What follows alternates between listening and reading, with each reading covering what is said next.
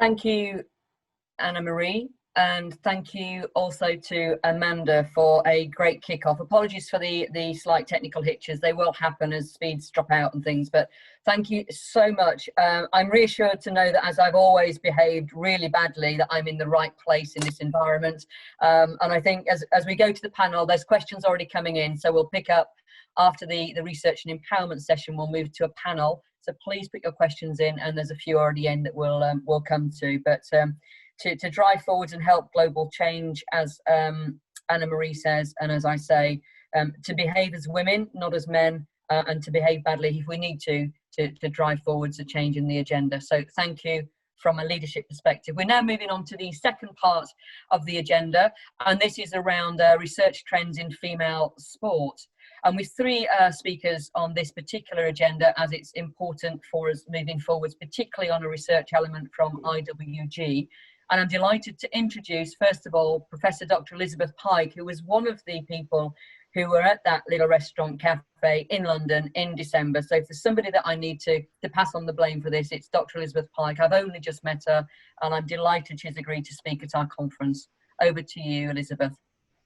Thanks, Lisa. Thanks for including me in this session today. I'm delighted to be part of this session, and also to be part of the IWG steering group that's looking to bring the Secretariat to the UK. Thanks, Ricky. If you can go to the next slide, please, Ricky. As Lisa mentioned in her opening speech, the International Working Group on Women in Sport, the IWG, has a Secretariat that lasts for 4 years. And at the end of the 4-year term, they produce a report on the progress that's been made globally for the Women in Sport movement. And that report partly informs the legacy of that Secretariat for what's going to happen for the Women in Sport movement going forwards. And on the screen, we've got the 6 progress reports that have been produced to date. And at the bottom, the legacy documents that have come out of these.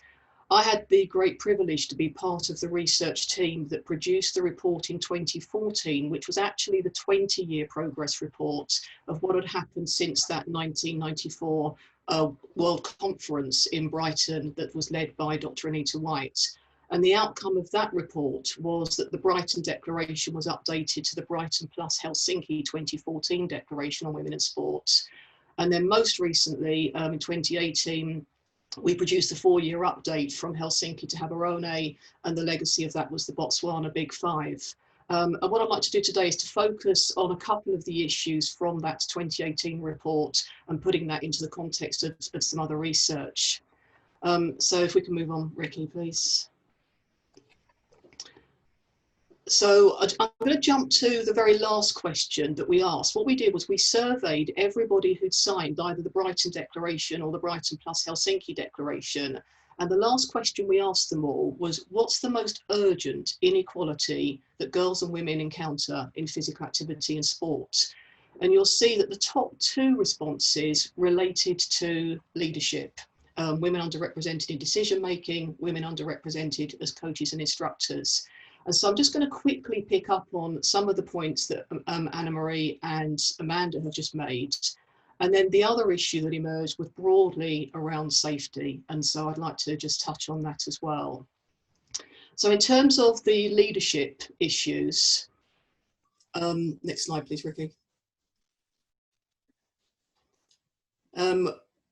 The evidence, and you've already heard some of the evidence from Anna Marie and Amanda, but I'm just going to pick up on a couple of things in the global issues. The table on the bottom left is around women's representation of governance in Olympic national sports federations in European countries. And the reason that I chose this table is because it reflects a general trend that when we've got female dominated sports, about 1/3 of the women in governance, about 1/3 of the governance is made up of women. When it's gender balanced sports, about 1/5. When it's male dominated sports, only about 10%. And the general trend is also that the higher up the governance level you go, the less women there tends to be. The explanations of this, in some cases, because this is international, it could be to do with the political regimes, the way that women are treated generally in the country. It could be to do with what's called biological essentialist discourse about what men and women are believed to be capable of. It could be to do with discourses of meritocracy, that the belief is that if you want to do it, you can, regardless of gender, which ignores all sorts of structural issues, such as those that Anna Marie and Amanda have just discussed. It could be around discursive practices, around what you should be doing as a male, female, what's masculine, what's feminine to do. It could be to do with the role of men, and I'm going to come back to that in a minute. Amanda mentioned the influence of sexuality. By and large, sexuality doesn't emerge, largely because, as Amanda said, people don't always reveal their sexuality, but it is known to be a limiting factor. And just broadly, gendered governance, some of the issues that Anna Marie just raised around the way in which you can apply to get onto a board that sometimes excludes women from there. So moving on from what the evidence is, if we then look at, thank you, why it matters. Lucy Piggott's done an amazing review of the evidence about how diversity positively impacts on sports leadership, sports organisations, and it impacts on the performance of the business, the recruitment of the most talented staff, the ability of the business to be responsive to the market, the decision-making processes, how creative the boards are. Obviously, if we have women in leadership positions, they are then role models for other women and girls. And more broadly, the achievement of gender justice. And you will have seen in terms of the partners here that Lisa mentioned at the beginning, the Anita White Foundation and the Women's Sports Leadership Academy are partners to this programme. And the Women's Sports Leadership Academy is an academy that offers developmental opportunities for women in leadership positions and has now spanned out to include women retiring from elite level competition, and also a programme we're running at the moment is for high performance coaches. So that's why it matters. If we then move on to what's actually being done from these organisations, from our report, we found that the majority of the organisations we surveyed were taking actions to improve the numbers of females in decision making, quite a lot in terms of female coaches, less in terms of female referees. Going forward, Anna Marie just raised the issue of quotas, and I'm with Anna Marie that I've often been critical of the quota system, that I think women should be there on merit rather than just meeting a quota. But increasingly, as with Anna Marie, I'm now seeing this as a positive sign. And Jorid Hovden's work says that actually we need to move away from the 30% quota. Why only 30%? Move towards a 50% quota with sanctions. And let's get serious about this. We need to be challenging normalised male dominance that says that, well, sport's always been a male environment, therefore it's normal that men are in the leadership positions. And also to come back to the issue about the role of men, we need to have men on board now as change agents. So they need to be seen as our allies and actually support the process rather than be seen as part of the problem. That men are now part of the solution. So that's the leadership issue. And then to move on to the second issue that was identified as problematic is the issue of safety. And I'm referring to this as non-accidental violence rather than gender-based violence deliberately. And I'm indebted here to Professor Kari Fasting from Norway, who provided this table, which identifies the different types of violence that we see in sport, and a summary of 3 different reports that have been done on non-accidental violence, one in the UK, one in the Netherlands and Belgium, and one in Zambia. And you can see down there the different types of violence: psychological, physical, neglect, gender harassment, sexual harassment, abuse and harm, and sexual violence, and the different rates that have been identified in those reports. The challenges we have with research in this area is we do think it's underestimated. There is a lack of research. Different definitions are used. I've just done that myself, talking about non-accidental rather than gender-based violence. And we also know there's an underreporting. Some people feel shame. Some people want to protect others. Some people think if they report, they might not get on the team anymore. And some people fear further violence if they report violence. A really key point from this is that non-accidental violence isn't only an issue for female athletes. And I think that's really important, because otherwise it tends to get put in the box of it being a women's issue, and we need to mainstream this in our discussions of sports issues. However, the majority of perpetrators do still seem to be male. There also appears to be increased risk for athletes performing at a higher level of sport and for non-heterosexual athletes. So if we move on in terms of what's being done about non-accidental violence, the organisations we surveyed, primarily the actions were being taken in the National Olympic Committees, but you can see actions were being taken across the board, and we were specifically asking about gender-based violence and eating disorders. And what the organisations primarily are doing are adopting guidelines and policies, drawing up codes of conduct, delivering training, to a lesser extent establishing support mechanisms for victims, and that's obviously something that's really important going forward.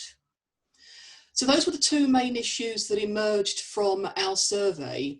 I also wanted to flag two issues that I think have been underreported in previous IWG progress reports that we do need to do more research on. The IWG is the International Working Group on Women and Sport, and this reflects a gender binary that could be problematic to those who identify as non-binary, trans, or intersex. We know that sport and physical activity is an incredibly positive environment for many people from that community, but we also know it can be enormously problematic and exclusionary. Sport's often based on a binary arrangement, not always, but often for participation, competition, changing facilities. We know that policies and eligibility criteria continue to be challenged on the grounds of human rights. I know that lots of the organisations who are in this conference today are doing great work around eligibility criteria, but most of you will have seen the issue in the news over the last week or so around World Rugby. And we also know that those who identify as non-binary, trans or intersex often experience stigma and fear threats to their safety. So I think we need a lot more work in the issue of the gender binary. And then the second area where I think that we need a lot more research that has been underrepresented in the IWG progress report are the issue of older women. And if we can move on, please, Ricky. Most of the report has been about girls, schools, and elite athletes. Very little of the research in the progress report has been about older women. And we know that we already have more people over the age of 65 than under the age of 5. And we know that in the next 30 years, about 20% of the world's population will be aged over 60. And most of those will define as female because women have longer life expectancies. We also know that many older women grew up at a time that they were excluded from sport, so they're often less active. They negotiate anxieties about whether it's appropriate for them and what we call the double jeopardy of ageism and gender stereotypes or sexism. And yet we also know that sport and physical activity has enormous benefits for older women, their physical and psychological health, but also camaraderie and a sense of community. And so I would argue that we need a lot more research around older women as well. So if we move on then from what the report's done and what I think we should do going forward and come back to that question that I asked at the beginning, what I did for this presentation was extracted the data that we had from the British respondents to the survey. And what we've got here, and these are direct quotes from what people told us, is what's the most urgent inequality? Gender stereotypes. Women are not taken seriously. Sports bodies treat women's sport as less than men's. Lack of access and opportunities. Role models and media coverage that I know will be picked up later. And then a direct quote at the end. Deeply embedded attitudes towards women and girls' participation in sport and physical activity. Here in the UK, girls are less likely to be encouraged to be active than boys and have fewer opportunities. This leads to female adults who are less active than males. And so to move on to the conclusions from the 2018 progress report, the first thing is the need for gender mainstreaming. And let's not treat this as a separate issue, something that we do as tokenism. We need to be mainstreaming gender issues in all of our policies. The areas for future research need to be informing actions to increase women in decision-making positions and the prevention of non-accidental violence.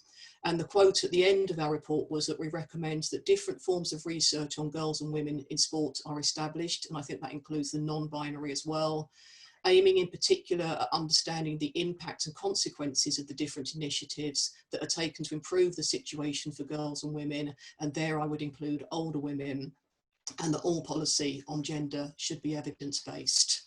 And the final slide is my contact details. I'm very happy to be contacted outside of this for anybody who's working in this area. But thank you for giving me the opportunity. It's an absolute pleasure to be here today. Thanks, Lisa.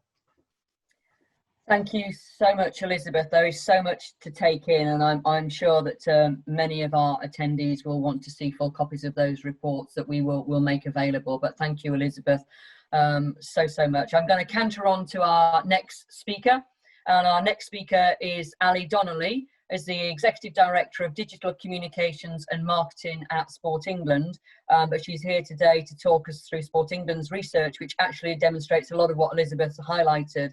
But also, I just want to say to colleagues at the conference is Ali's also been liaising directly throughout the COVID challenges that we've had with DCMS, and has driven forwards the majority of the return to play guidance, and has done an outstanding job on behalf of the whole sector. So Ali, not just on the women's front with all your rugby work, but over the last 4 months, thank you on behalf of the sector for getting the nation moving again with your team at Sport England. Over to you, Ali. Thank you for that It's been a fascinating morning so far, so thank you for having me. I wanted to really just talk about the research and insight that we've been exploring as we look at the trajectory of women taking part in sport and physical activity, which Dr. Pike briefly talked about just now. So not just before COVID-19, but also during it, and what the challenges we expect to see as a result of the activity levels we've seen in recent months. So just to say firstly that our job is twofold. So firstly, it's to grow and develop grassroots sports across the country. And second, it's also to help as many people as possible to live their active lives. So in recent years, we've become increasingly focused on tackling inequalities, and we'll continue to do so through our new strategy period. And we'll reduce the gender gap, which has been squarely into that, which is what I'll talk about. We've been running big campaigns like this campaign. So we make targeted investments into organisations and activations which help women and girls and that work, I think, alongside others means we have been making genuine progress in giving women and girls the support, the tools, the confidence to be more active, which I think we can easily forget at this time of great challenge. I mean, we've been doing well on this front. So if you can click on to the first slide, that would be great. Thank you. So briefly, I just wanted to look first at where we were in this challenge before coronavirus, both in terms of activity levels, but also the momentum around women's sports and visibility. I think on both issues, it's clear that if we've been having this discussion before March, we'd be saying the trajectory was just going in one direction. And though things are frustrating right now, I think in terms of what's available, particularly for us to do and to watch, we are coming from a place of genuine progress and growth. I think what the slide shows just briefly is that though there is a persistent gender gap in relation to those activity levels, it is narrowing. So in the last 12 months, for example, more than 200,000 women were active in England, so reducing that gender gap again from what we started. An additional positive news is that all of these women, these are women from all ages. But I think it's probably important to say that our insight shows us that the inequalities observed across the whole population are seen very starkly amongst women, and in particular from Black and Asian backgrounds, which is a conversation I'd like to have another day. So in summary, pre-pandemic, more women were active in England than ever before, and we were coming from a place of growth. So not reflected here, but I think also you have to say is that obviously 2019 was a massive year for increased visibility on women's sport, a high-profile year for events like FIFA, etc.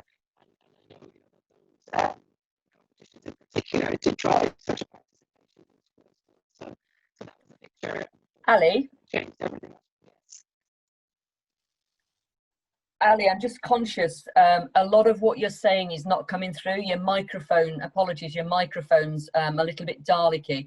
I just wonder whether you can log on and log. I'm just conscious that people may not be hearing your insight into this information, that's all.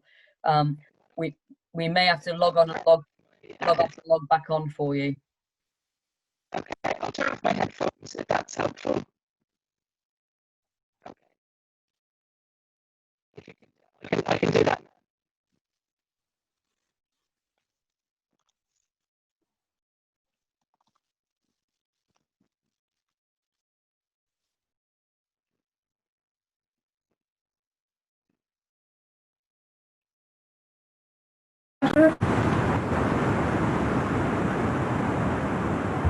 Is that better?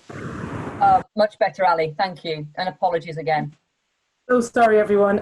I'll just, I don't know how much people took from that, but the summary of the first slide is that things were going very well before the pandemic. So more women than ever were active, and we also had sort of high profile year in terms of visibility and numbers. So I think that's the summary of slide one. So if we jump into slide two, so what's actually been happening across the country since lockdown began. So we've been tracking activity levels throughout the period. So we've been working closely with Savanta Comres, and we've been sharing that data. I think the summary is that while activity levels largely held up across the board, the number of women being regularly active, which is what we would class that as 5 or more days of 30 minutes, have unfortunately been on quite the downward trend in the last 3 months.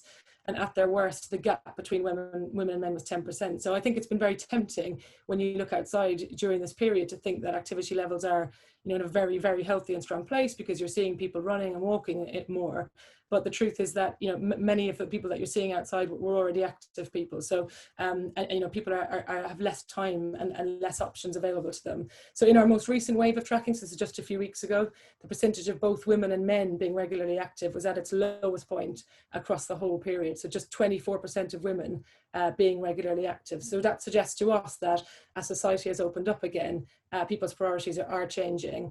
I think unsurprisingly to everybody here, the insight also tells us that women from lower socioeconomic groups have found it the most challenging to be active. So alongside finding out what's happening, we've also been looking at the underlying factors, so leading to those declining activity levels. And some of these are obvious, and Amanda mentioned some of them earlier already, but we've seen that women have been less active already. They also feel more guilt about not exercising. They worry more about leaving their home. They've significant concerns about the lockdown impact on their overall fitness levels. And I know Kate from Women in Sport, talking next, they've already highlighted some of that through their research. So I think at Sport England, as we are reprioritizing some of our work to focus where the need is greatest, here's how we're sort of looking at where the biggest challenges lie, encouraging more women. So if we click on to the next slide, and if we work sort of clockwise from the top left. So firstly, we know that women are more likely to be exposed to the virus even now. So women make up most NHS employees and other key worker groups like supermarkets, pharmaceutical retailers, teaching, etc. Women also make up 80% of adult social services roles. So, the high exposure to the virus has a big impact here. The second here is that, numerous studies in recent months have shown us that rates of anxiety and depression have been higher among women than men during lockdown. And we've mentioned already that, women are more worried about the impact generally. Thirdly, I think, our research and others tell us that women who are currently in work are substantially more anxious about their economic prospects in the wake of the pandemic. So, we know, everybody here knows that women are already radically overrepresented in low paid, sort of precarious sectors like care and retail, and they're more likely to work in sectors that were shut down. So suggesting sort of real challenges around employment in the short to medium term. And then I think burden of care is really important, and I'll come on to this again in a second. So, the 6.5 million unpaid carers in the UK, almost 60% of those are women. And they're also likely to be what Care UK call sandwich workers. And these are people who care for both children and the elderly at the same time. Amanda referenced this morning's this really interesting study from UCL, which talks about women being more likely to be primary caregivers for children and more likely to be doing homeschooling. And we've mentioned the other two factors on the screen already. So I think when we combine all of these factors, we are presented with a pretty clear picture as to why activity levels have been so badly hit in recent months, and why we have real concerns about getting back to where we were and building on that momentum we talked about at the start. But as ever, there are also some opportunities, and we're looking at some of those trends in terms of what women were managing to do. So if we just click on, Ricky, to the next slide, this is just a snapshot of one of the waves of activity that we did. So this is one of the a couple of weeks where some of the sports, if you remember, that there was a week where everybody was wondering if they could play golf, tennis or fish because they were the only things that you could do. This was during one of those weeks. So you can just see the picture here is that women are generally doing fewer activities than men. So more women are walking and doing online fitness, but fewer are running, cycling and doing at home sort of offline fitness. It's not shown here, but I think I'd also say that we've been looking very closely at the picture for girls.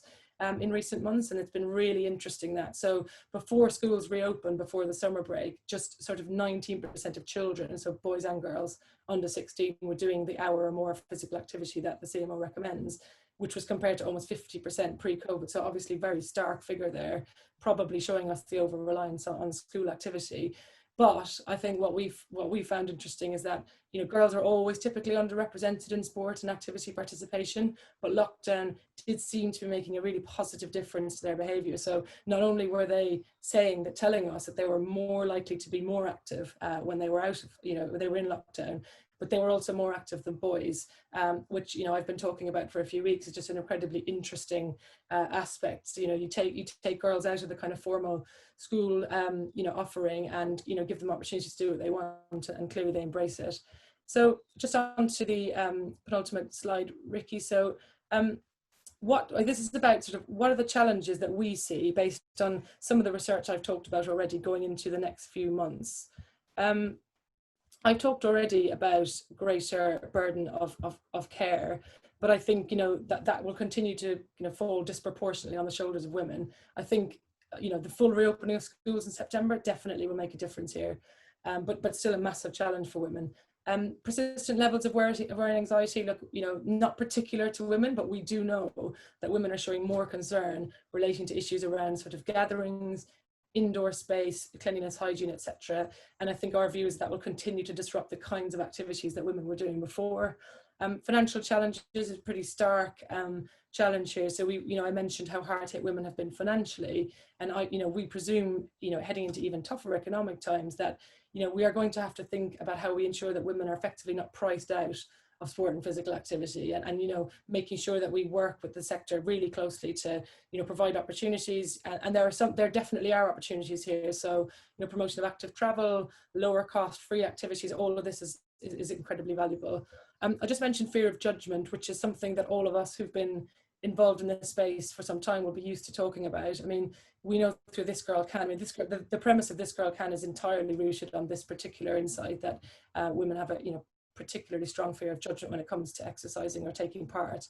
You know, and I suppose I would say, if you didn't feel good enough or not able enough before, how do you feel now that you've had, you know, months out of the norm of regular activity? So from our perspective, sort of helping women to manage that fear will be really key. And then I just referenced the slower return of some activities. I think that's just obvious. But I think one example here is, if you look at the disproportionate number of women who take part in gym-based fitness classes, I think it's 80% of gym-based fitness classes are you know, the participants are women. You see the challenge, because although it's great news that gyms can open, many, especially public leisure providers, haven't been able to do so financially. So, you know, it's cutting off a very important route for many women to be active. So lastly, and last slide, Ricky, please. You know, what are we going to do to tackle it, and you know, where do we see our role and the role of the sector more broadly? So I think firstly, we're going back to our original principles of listening to what women and girls are telling us. You know, that is the backbone of the success of all of our campaigns, especially This Girl Can, you know, making sure that it's completely and utterly insight driven. So we're going to continue to undertake the research that will help us to understand what's happening, but also make sure that everybody involved in the sector and sport and physical activity more broadly has access to that. We've also been investing recently in social media as a way of helping women to get active at this time. So for example, we've put some investment into Couch to 5K in specific areas of the country to target women from BME backgrounds. So that's not our program, but we see it's incredibly successful, and so we've invested in that, and we are about to step up This Girl Can again with a focus on kind of restoring confidence, I think, as well as providing information. So during the pandemic, we have been using This Girl Can, and it's, you know, This Girl Can is an incredibly trusted brand, and so we've been able to, you know, focus on building, giving advice and inspiration, I suppose, to women while restrictions have been in place. And we know from previous versions of the campaign that when sort of practical barriers are acknowledged and you offer solutions, that women are able to reframe exercise. So in September, you'll see a significant stepping up in the campaign with, you know, new social advertising and PR and storytelling. And we're also, I'll just mention our online activity finder. So this is just a tool to help women to find ways to get active near them. Finally, I just say one of the things we really want to do next year, more broadly across all of our work in women and girls, is to work more closely with partners, so charities, the sport itself, the commercial sector and media, who can help us to target sort of specific intersectional groups of women. And we've already seen some really good examples of this happening across some sports. So, for example, England Netball and Bowls Development Alliance successfully partnered with the WI last year to deliver their sport in a way to older age groups, which something that Dr. Pike was referencing earlier. So I'll stop there. I'm conscious I've gone over time because of my gremlins at the top, and hopefully we'll have a chance to pick some of this up later. Thank you very much. Thank you, Alice, so much. And these gremlins will keep being here, but we'll get through them. That is the challenge, even if it's my fear of them, but we will get through. Thank you so much, Ali. We'll come on to some questions of the panel. We've got some already, but I'm going to move us straight on to our final speaker in the research section. Our final speaker is Kate Nicholson. Kate is from one of our absolute key partners, Women in Sport. She has previously been leading global insight and innovation programs at organisations like Kimberly-Clark, Unilever and Duracell, and I know she's an absolute advocate for this area. So straight over to Kate for the final section on research. Thank you. Thanks for inviting me today. So what I wanted to do was talk a little bit about why it's so important to maintain that focus on women and girls and to think about them differently from men and boys. I mean, it's essential that we take women and girls as a start point. I think Anne-Marie mentioned in her area that this, sport was designed by men for men. And I think sometimes the research that's been done and the thinking that has been done has been based on that, and then building on what else do women need. And I think what we're looking to do is to really take that right back and start looking at women's lives and understanding what it is that we need to do to provide solutions for them. So, really passionate that we all know it transforms lives. We've got still too many women and girls missing out. And I think really interesting from Ali, we've also done some research during lockdown, which has shown that women have been really impacted by time being stolen away and just not having time to focus on themselves. And in fact, those activity levels have gone down.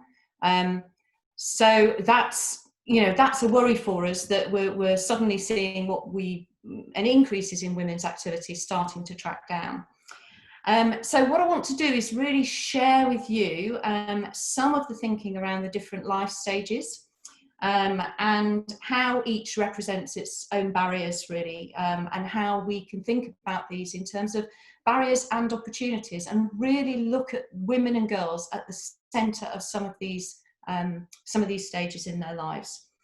So I think, as I was saying, you have to think of women and girls as the start point, and we need to understand more than just how they respond to sport and activity. We need to understand how we can really bridge that relevance gap that's sometimes there if we want to expand sport and activity for women and girls. I think, again, worryingly, you can see, if I take you through this sort of journey of life, you can see that, in fact, it's impacting at all different points. And the legacy that leaves by the time women getting into later life means that it's so much harder then to engage in activity. So if I can start with this sort of primary younger end of the spectrum, and I think this is where we've got huge potential because gender stereotypes limit expectations and opportunities at this stage, and we can do something about that. So I think I'd like to start there. Ricky, yeah, we can take that one off now, the post-it note. So I think, again, what we're hearing in our research from these younger girls is really there is still evidence of them feeling that sport and activity, certain sports and activities, are outside for them and they're excluded from it. And I find that quite hard, because I think we thought it had moved on perhaps further than it has.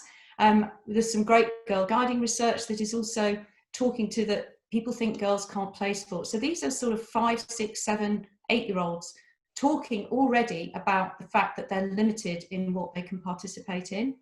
And we need to think of ways of changing those stereotypes. And some of the things we need to think about is what's happening around them. So, for example, what they see in the media. How are they seeing women's sport being celebrated? We've had an amazing couple of years, really, particularly football, netball, cricket, and rugby, where women have been showcased, and we've actually seen some visibility of sport, which has been amazing, and it's had an impact on those participation levels for those sports. What's worrying, on the other hand, is that we're now in a position where women's sport has been pretty much invisible since the lockdown and since the pandemic, and we need to make sure that we're not going to let that reverse some of the enormous strides that the last 2 years have brought for us. And these young girls, when we talk to them, they are seeing that, and that's the backdrop for them. That's the landscape that's really helping them see role models that they can aspire to. I think we also have to think about the expectations that teachers and parents have of their parents, and there's a bit of unconscious bias going on, we know, at this stage. So we often hear things from parents and children talking about asking girls to be careful, not to make a mess, to keep careful, to not get too hot and sweaty. So some of that sort of thinking happens when the children are very young. And I think also we need to think about the opportunities at that age. Girls are not having the same opportunities to take part in team sports, for example. So again, you know, I'm thinking about the message now, post-lockdown, where we're seeing men's sport and men's team sport is definitely coming back to the fore, but we're seeing it less prioritised for women's sport. So I think, again, when we think about this younger age group, it's more about what's happening around them and how they're absorbing that will shape how they feel about sport and exercise. So if we just move on to teenage. So this is an area where, again, it's a really tricky area for sport. We know, and I believe we've talked about it for a long time, that dip that we see when girls reach teenage years, when they suddenly stop participating in sport. And I think, again, we have to be really aware of the physical changes that are happening to girls at that time and help girls navigate that. So one of the things that we've been hearing is that girls badge themselves as sort of sporty and not sporty at this age. And you know what? I've heard that talked about from women in their 30s and 40s talking about, I can't do that because I'm not sporty, I can't do it. And this has been formed, that mindset has happened when they're in their teenage years. And actually that mindset is probably harder to change than some of the behaviours. So we need to think about, how do girls feel that they belong in sport? I think, again, it's a very difficult time physically. Girls feel very judged by their appearance and by their ability. And unfortunately, sport actually exposes some of those vulnerabilities. So, you know, we need to work that much harder to help girls build confidence and feel that they are not growing into an adult body that's not suited to be sporty anymore. And we heard girls telling us this, my body just isn't suited to that anymore.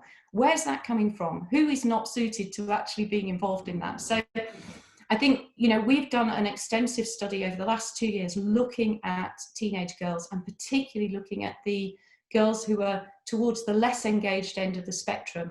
And what we see there is there are some girls who, during those younger ages under 10, are being influenced and put off sport. And we're also seeing that there are girls that are getting into teenage years, who are really keen on sport and activity, but suddenly don't feel they belong anymore, either because their confidence has been hit through their body image and growing up into a young woman, or they are also finding that sport suddenly ramps up and it has to be competitive. So we were hearing girls talking to us saying, well, you know, I'm just not good enough anymore. I don't deserve to be doing this because I'm not good enough. And then they disengage. So I think we've got a lot more to do to think about, how do we build confidence? How do we provide activities and bridge that relevance gap? And how do we really tap into their lives and start with a woman-centric start point so that we can understand those younger years? So I think that part is going to be absolutely critical going forward, because it does affect how women go through life. But let's just move on to adulthood as well. And I think here the big problem is around having permission to take time for yourself. And that ramps up when women become mums and often take on a larger than share of their childcare responsibilities. So actually, you know, that becomes quite a problem. We can start to talk about that earlier. Everybody deserves to find the time to be fit and active. And I think now more than any other time, you know, you've had the government talking about the fact that activity is a staple, an everyday staple that's essential for health. So I think there's a really important turning point now in messaging that's getting through. And some of our work on the lockdown has shown that that message is getting through, and some people are starting to think about the fact that it should be a daily staple. So women at this stage, it's about time, it's about prioritization, and it's about thinking of how can they find that time for themselves so that they can prioritize it and participate. And of course, it's time of physical change for some women as well, who have children, which takes them out of activity for a while, and then they have to get that fitness back to get into it. So a number of things that are happening in that area that are really important to tackle. And then I want to move on just to later life, because Anne-Marie talked about this being a really important phase to focus on. It was really thinking about what can we do to talk to those older women, and when do we talk to them, and how important that is. So we've actually identified 2 areas that we want to look at specifically.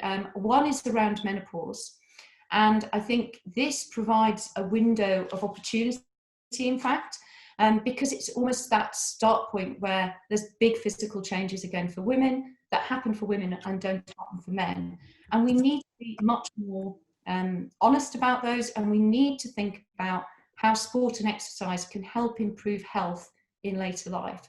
So that particular point for us is a really important, is possibly a really important window of opportunity to drive activity and to find activities that women can relate to and can actually think about what are the offerings there, what are the opportunities for those women, and what are the role models? How can we have some positive role models that are not just in that younger space? So again, this is a piece of work that we're doing at the moment, and looking at how we can support women to manage and navigate menopause and into later life. And then I think the final bit is really just about that later life stage. If we can have a good time to focus on all of these life stages and think about what is it that we need to change in these, I think we'll see that in the future, that journey will be a much easier one for women to navigate in terms of sport and activity. And so just on my final slide then, again, just touching on another area that really feel passionate about at Women in Sport, which is again about enhancing influence and leadership. And I think, you know, we've talked about the numbers and driving the numbers from the 30% to the 50%. We need to have women with a voice to help support the different things that women need throughout that life cycle. And this is a figure that I found quite shocking, actually, from a piece of work that we did a couple of years ago, that 40% of women felt they are valued less than men in the workplace purely because of their gender. And the same figure for men was 9%. So there's a massive gap in the way that women feel about working within the sports sector. So I think it's super important that we drive change on boards and we get the numbers up, but we also need to think about the culture, and we need to think about how do we have a culture which is truly inclusive, that listens to different voices and acts on them, because that's the way that it will change in the future. Okay, so I'll leave it there. I think, again, if anybody's interested in talking further, again, I'm really keen to talk to you. I've left you with this quote. This was something that one of our women talked about when she was working in sport, and was saying, we need to hold the door open for everyone, for everybody to thrive. So I think, again, you know, it's about how do we create that inclusive environment where we are starting and to think about people and not as add-ons, but as central to how we do things. So thank you very much. Thank you so much, Kate. And if we weren't in a virtual environment, there'd be lots of applause for all 3 of you now. So if I just do this, you know that there's applause at the end of that session, because it's quite strange speaking without having any feedback. But thank you so much. There were many reflections there of the experience of my 2 girls who are aged 7 and 8, and also myself personally, who's going through menopause at the moment, and just worrying about how I might be able to keep up activity in certain ways. So thank you so much.